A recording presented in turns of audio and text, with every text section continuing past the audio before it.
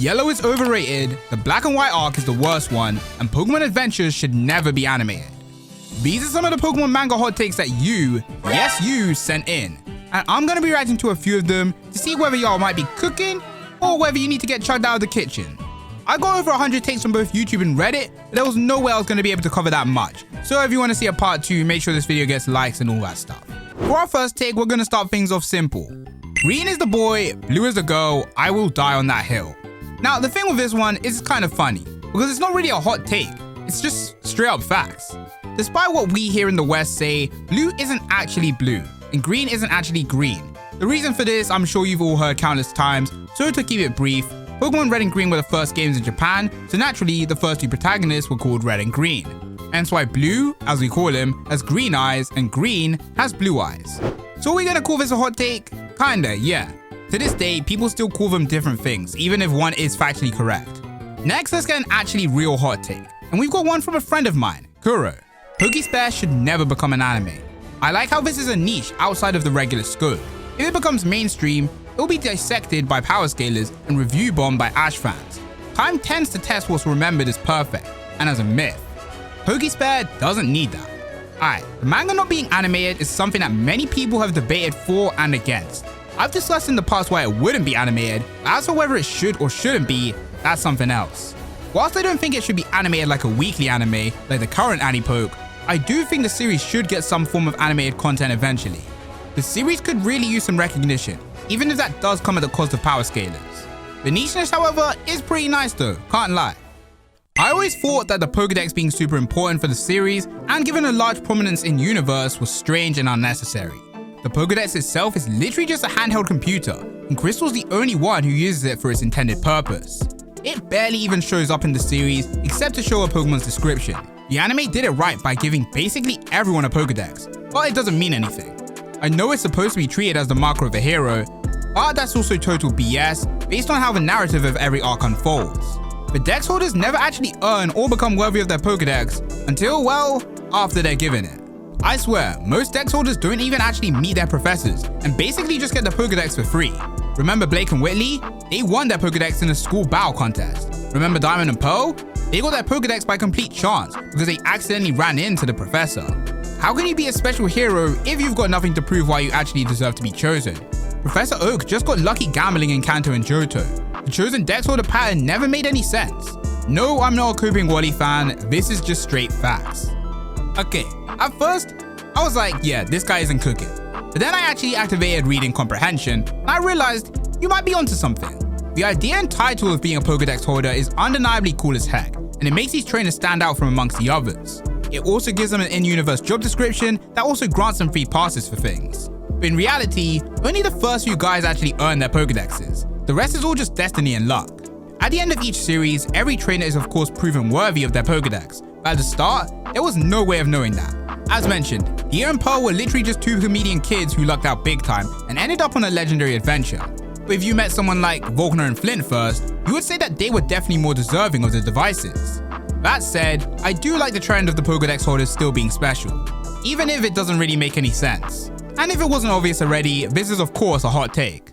But I'm not gonna lie, reading all these posts is starting to make me feel a bit tired. So let's take a little rest. You know, a sleep even. And what sleep would be complete without this video's sponsor, Manta Sleep. These guys are by far the best when it comes to getting high quality sleep masks. But that's not even all they've got. When it comes to creating the perfect sleep environment, Manta Sleep has got you covered. You need a sleep mask? Bam, right there. You like silk? Bam, also there. You want it to be weighted? Bam, again, also here. You want to listen to something while you sleep? Man, you guys are picky. But of course, they got you covered. And with something like this, you don't even have to worry about your earphones falling out like you would if you were using them. They even have a cooling sleep mask for when you're done listening to all these hot takes.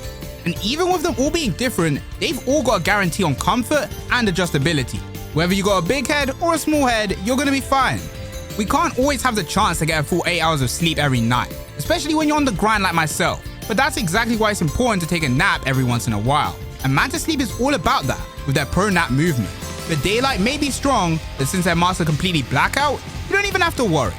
I gotta give them big thanks for sponsoring this video, and be sure to check out Manta Sleep in the description, and use my code VeeVolt to get 10% off your order. Now that we've agreed on that take, let's talk about one that's more disagreeable. And it's one that the community discusses many times. This take being Wally deserving to be a Dex holder over Emerald or just in general.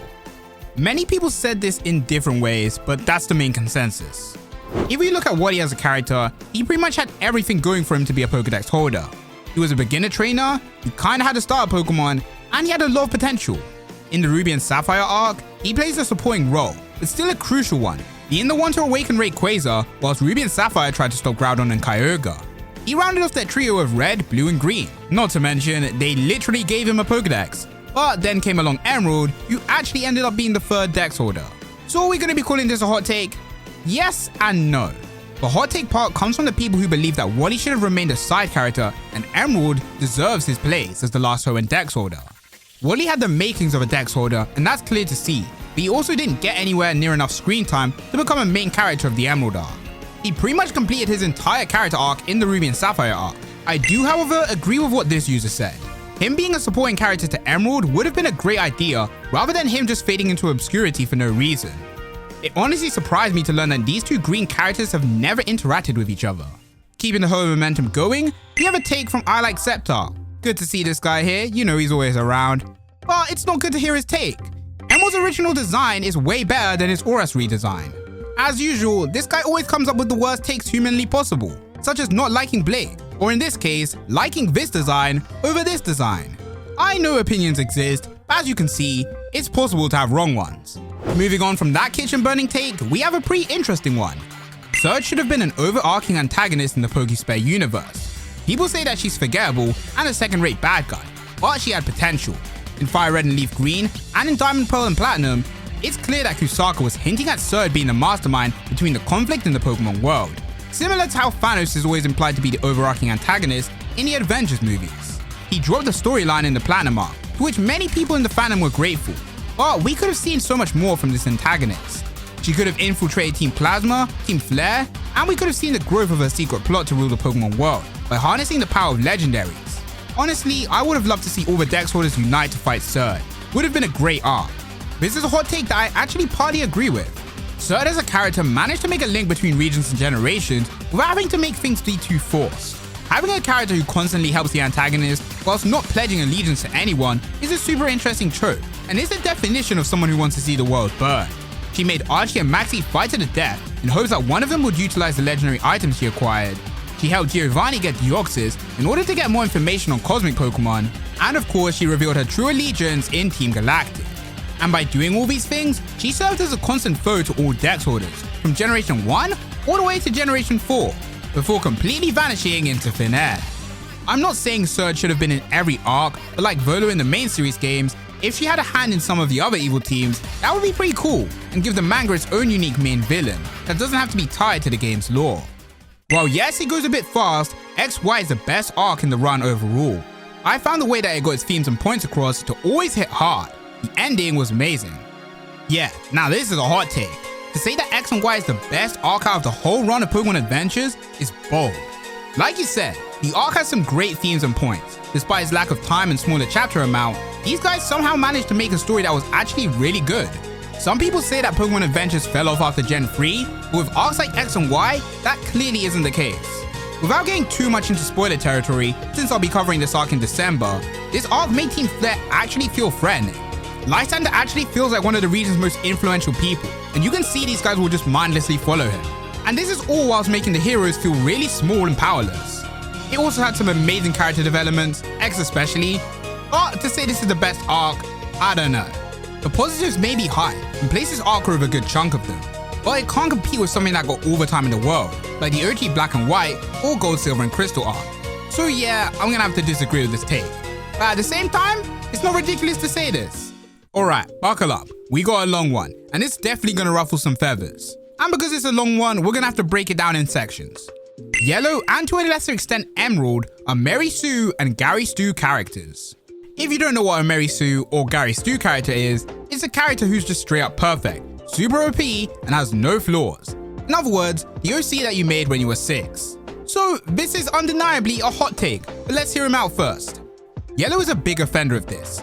Hey guys, meet my OC. I'm gonna call it yellow because there's a red, green and blue. Yellow is a 1 in a million prophecy child that can heal Pokemon and people, reads the minds of Pokemon, has telekinesis, and boosts her Pokemon's levels from 15 to 20 to 80. With practically no battle experience before starting her journey, she managed to skyrocket to the point where she could face Lance. She also doesn't really like Pokemon battles because she's so pure, and if she did, she'd be unstoppable. She also has a crush on the first MC, and maybe he has a crush on her too. Like, come on bro, she sounds like a fanfic character who snuck her way into the manga. Yo, I ain't gonna lie gang, he might be right. On paper, Yellow really does sound like a Mary Sue character. Like, I'm not gonna even have a smart rebuttal to this, it just seems kinda true. And this guy isn't the only one on Yellow's case, there's a bunch of people out there who think the same. For me, I've definitely got a bias, since I read her arc when I was a kid, so I'm more blinded to her actual faults. Luckily for y'all Yellow fans, this guy's got your back. I don't necessarily disagree on what you said about Yellow, but I do think it's important to note, the biggest sin of a Mary Sue character is how they warp the narrative around them. Yellow, for all her abilities, doesn't really do that much. She's frequently ignored, gets confused, and is the butt of jokes. People often don't like her when they first meet her.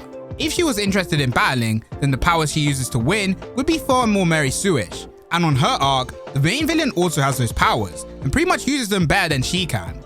After that, she's mostly a side character, if a character at all. You know, that kinda just made me feel worse for y'all. What would you prefer, a Mary Sue character or a character who's been missing in action for years? As for the Emerald part, I don't gotta be Einstein to know that this doesn't apply to him.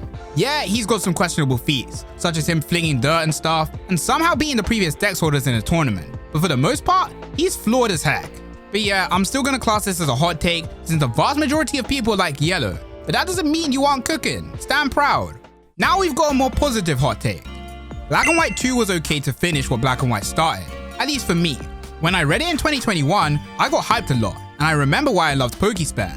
Just to add to my favorite moments, Black and White reunion, Cheren evolving as Snivy, White becoming one of the founders of the Pokestar Studios, the piece of bacon becoming Whitley's Pokemon, the 4 Unova Pokedex holders finally meeting and their chemistry being really fun, White being a girl boss in Pokemon battles, Iris as a Unova champion, and her meeting with Black again, and of course the graduation scene. I'm still claiming that I can't read Black and White at 100% if I don't read Black and White 2. Now this is what I'm talking about. Black and White 2 gets a lot of slack for not being as polished as the original, and the pro tags also not being better. But even with those downsides, this arc gave Black and White the conclusion it's so desperately needed. And just like all the moments that were listed, it makes the arc super memorable. This is for sure a hot take, and understandably so, but one day maybe it'll become a cold take. Making a BDSP arc would be stupid. Those games didn't add any substantial story changes, unlike the previous remakes, to adapt, and the characters already had a proper closure. The Let's Go arc would have made more sense, to finally end the Team Rocket plot and to properly visit Kanto with both elements from Let's Go and the Johto postgame. Another one I agree with, as much as it would be cool to see the Sinnoh Gang again, a BDSP arc would be pretty much impossible to write. What are they gonna do? Go to Romana's Park and see the legends? Nah, they pretty much did that in the Platinum arc. If these 3 ever get a chance to return, it's gotta be a Legends Arceus arc. That way they can actually explore and have their character types perfectly fit the plot. As for the Let's Go arc, that could work, but it's also kind of redundant. Let's Go didn't add that much extra to justify an adaptation, especially when chances are Team Rocket will most likely never die, even if the manga wanted to make its own ending with them. And whilst we're on the topic of things that will never happen, I would have loved to see a Rainbow Rocket arc, with all the Dex holders working together against the villains from bad timelines. All in all, this is definitely a cold take, since most people don't even want a BDSP arc anyway, out of all the potential options. We got another long one, and this guy said I'ma fire shots at all of Pokemon Adventures, so let's decipher this bit by bit. While I do like Yellow as a character, I find the Yellow arc to be mostly okay. It's not bad, but I think for what it seems to be its legendary reputation, it's kinda just fine. I feel this way about the Kanto arc as well, but I feel like saying it about Yellow is more of a hot take. I wonder if part of this is due to the fact that the Kanto chapters are some of the most well-known ones. As this guy said, this is a hot take simply due to the fact that the Kanto arcs are held at such high regard due to them being the ones everyone knows. But to everyone who's read past them, they'll agree with this take. These star arcs are perfect as starters, but in the grand scheme of things, they're very basic and nothing that outstanding. I'm honestly not that big on Team Rocket or the Elite Four. For Team Rocket, while I might get annoyed at how Surge, Koga and Sabrina being part of Team Rocket in Adventures can be overemphasized from an outsider's perspective, it's also the one thing I find that makes them stand out, as the rest is mostly standard game Team Rocket fare. Gold, Silver and Crystal does add a bit of an interesting edge, but again, that mostly comes back to the evil gym leaders. I don't think this one is too hard of a take. Team Rocket's evil gym leaders are definitely overstated, but can you really blame them? It's one of those things that can only happen in early day Pokemon. Like, even with Malva being in Team Flare, it was never made into a massive deal. It was just stated, rather than seeing her do constant evil acts, like we do with the evil gym leaders in the manga. That being said, no one really treats Team Rocket like they're all that. They do more on-screen evil acts in the manga, but nothing crazy for people to call them the ultimate evil. If people talk about them, it's only really about Giovanni. For the Elite Four, for being called Team Plasma before Team Plasma, and at times better Team Plasma, aside from Bruno, I never got the impression that any of them cared for Pokemon, other than the ones they had. Agatha and Lorelei just felt cruel, and while Lance does have a connection to the Viridian Forest like Yellow, he also attacked the city, not really caring for who got hurt. And to me, that just gave the impression of looking for an excuse, with the memories at the end feeling like a little bit too late for him. Sure, Team Plasma does also suffer from this, but to give them credit, Team Plasma slitting in Black and White 2, game or manga, shows a part of the organization legitimately cared about Pokemon. Man, he's really not taking any prisoners here. Nothing's safe. I can't say this is wrong. The Elite Four are meant to care for Pokemon, but their actions really don't represent that. This Crave's obsession with their goal does work though. The reason why they're villains is because they're going about things the wrong way. Lance wants to rid the world of humans so bad that he couldn't even notice that his Dragonite was injured. I am aware though that the Pokemon was hiding them, but still, this is what allowed him to grow into a good guy down the line. He was evil, but with good motives, same with Lorelei and Bruno. Agatha on the other hand, she was just on some haterade. They're definitely not bad Team Plasma, but they were the first, so I'll give that to them. While I do like that we have battle-focused female dex holders, and aren't as attached to contest/showcase like May, Dawn, and Serena, of the ones whose arcs I've read, Sapphire, Platinum, and Y, I only feel like Platinum got a really equal amount with her fellow dex holders. And thus, I feel isn't the one-up over the anime that some feel it is. Sapphire, despite having an interesting background and ability to bring out the best in others, feels like she gets overshadowed by Ruby a lot. I felt like this to the point where when I reread Ruby and Sapphire to double check the way I felt, I counted a chapter that focused on each of them. Ruby had a total of 35 and Sapphire had 19. It does get a bit better with chapters that focus on both of them with 13 of them, but it still doesn't really change the fact that Ruby does feel like he got most of the focus. For their final take, it's a weird one. I guess I'd call it lukewarm, maybe even cold. Despite the female cast of Pokemon Adventures being well loved by the community, at least overall, everyone can agree that the boys get more focused, even when they're meant to be dual protagonists. Platinum, as said, actually got most due to the Platinum arc, but for Sapphire, Y, heck, even Shilly, they all get the short end of the stick. This isn't the end of the world for some of them, like Sapphire.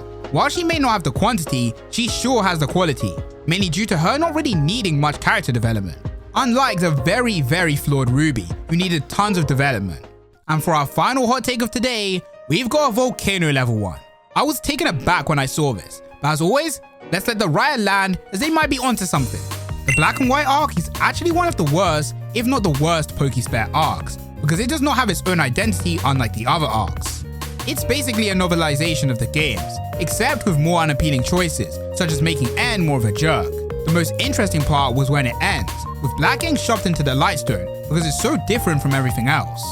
White is the worst female protagonist because they can't even commit to making her a savvy and famous businesswoman who uses her skills to save the region in either Black and White or Black and White 2, or making a battler who actually progressed, seeing with how a lot of her Pokemon is unevolved in Black and White 2. She doesn't progress as a character at all because of Black's disappearance, which she knows she can't do anything about because she has to wait for the research about her circumstances to be done. Bianca and Sharon have been doing something with their lives, while White became mostly stagnant because of Black, which has so many unfortunate implications. On that note, Agency is a relationship that is very stale and actively unhealthy for both sides. It just looks cute on the surface. Not only because of the aforementioned White not growing because Black's gone, but also because of the unequal power dynamics of boss and employee that never go away, even at the end of the arc. In fact, Black and White never actually became friends in their own arc. They separated for no real reason at all.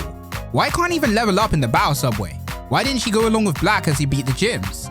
It actually makes Black's stoning more painful for her, while in Black and White 2, that's no longer the case. The point still stands, they were never really friends.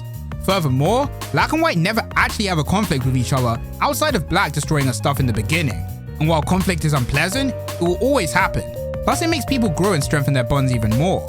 If Black and White continue being friends or even become a couple, they're inevitably gonna face that, and they're sorely unprepared for that. On top of that, there's a new unequal dynamic where Black feels like he's forever indebted to White for helping him get out of the stone, and White would feel that he's obligated to do that as well. The ability to address any issue would be quite discouraged in such a relationship. Yeah, I can already tell everyone's angry with this one. So let's take things bit by bit and I can give my opinion on this take. Firstly, the arc being the worst one, and it being pretty much a novelization. Pokémon Adventures as a manga is an adaptation of the games. Them taking a little or a ton from the source is fine either way. Not to mention, the games already have a plotline that works well for a manga. If it's not broke, don't fix it. But even then, the way things happen in the manga isn't exactly the same, so even the smallest interactions are just super entertaining to see. You mentioned N being more of a jerk, but I think that makes him a better character. His belief in his goal and his willingness to do anything for it is a great trait to see in a rival character, especially when it's a battle of ideals. There were genuine times where I was angry at N, and genuine times where I was persuaded by what he was saying. Next, you said White was the worst female protagonist due to the writers not picking one path for her, as well as her being a stagnant character. This is wild to say, since a lot of people consider her one of the best, if not the best, female protagonist. But then again, that is the whole point of this video.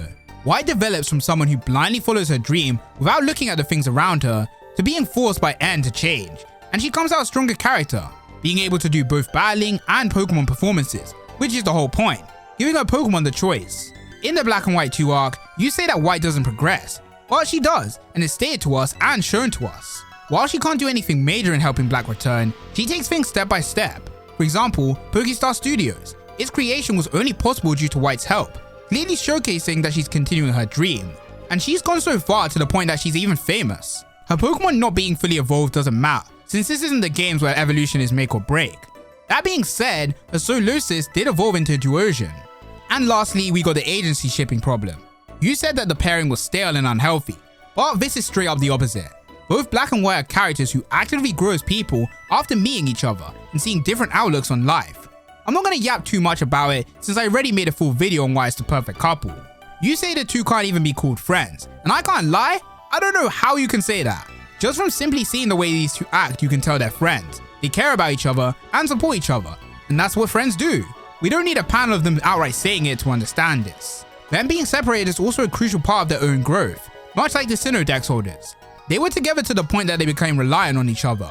White was helpless in battle, and Black was terrible at dealing with people, so they had to work on that stuff separately. You also said that White wasn't able to level up in the subway. Once again, this isn't the games. That's like saying drivers don't gain experience from doing simulation races. And for the final part, you said that the two have never gone into conflict and that their relationship has an unbalance due to Black feeling indebted to White for helping him. I gotta be honest, you burned the whole kitchen down a while ago, but this here made everything turn to ash. First things first, these two have never gone into conflict, and that's true. But it's also not the priority of the manga, like it was in Ruby and Sapphire, but that was their whole dynamic. If this was the only arc of the whole series, then of course we get to see that type of stuff. But when you've got so much content to get through, you're gonna have to sideline some potential things. Just in general, Black and White is already one of the longest arcs, and that's without adding Black and White 2 to the mix. As for the debt, White isn't the only person who freed Black. All of his friends helped in some way, but as a character, he would feel indebted to every one of them, since that's just how he is. But that doesn't mean he's going to be unable to act or be awkward around people because of it. He'd work hard to do whatever he can to repay them, because that's just the type of guy he is. At the same time, White doesn't care about the debt he owes her, because him being in her life is more than enough. Even with Black, he practically uses things like debt as an excuse to stay with White, as we see at the subway and once he's freed from the Lightstone. It's pretty much him going, oh no, we have to be together for longer. It's good to see that you're taking the series realistically and seriously, but at the same time, this is still a manga about catching monsters, and they're not going to be prioritizing some of these things. If we're seeing a fairy tale ending, just take the fairy tale ending. Overall, everyone's subject to their own opinion, and I'm not the best at explaining some things, but I can say with 99% certainty, you didn't cook, bro. But what about everyone else? There was a couple takes in this video, and whilst I may have agreed and disagreed with some of them, you might have a different opinion, so state them down in the comment section down below, as well as if you want me to make a part 2 to this video. With all that said and done, thank you all for watching, and I'll catch you all next month where we'll be covering the X and Y arc, so stay tuned for that. And like usual, take care.